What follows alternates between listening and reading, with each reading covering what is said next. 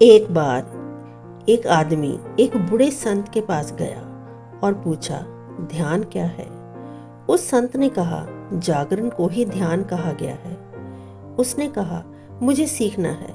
संत ने हामी भर दी, लेकिन मैं तुम्हें डंडे से मारूंगा, और अगर तुम्हें पहले पता चल गया मारने से तो नहीं मारूंगा। अगले दिन से पिटाई शुरू हो गई।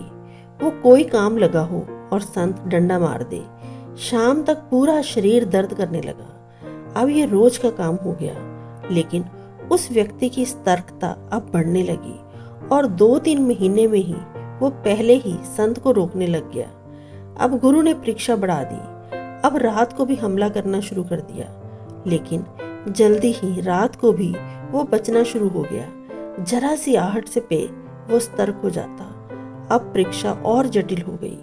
अब डंडे की जगह तलवार आ गई, दिन में और रात में। लेकिन जल्दी ही उस आदमी का जागरण बहुत सघन हो गया, और वो रात को भी सोता तो उसमें से एक जागरण होता।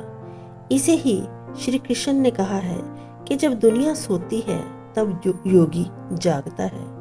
अब उस व्यक्ति के हर काम में पूरा होश होता।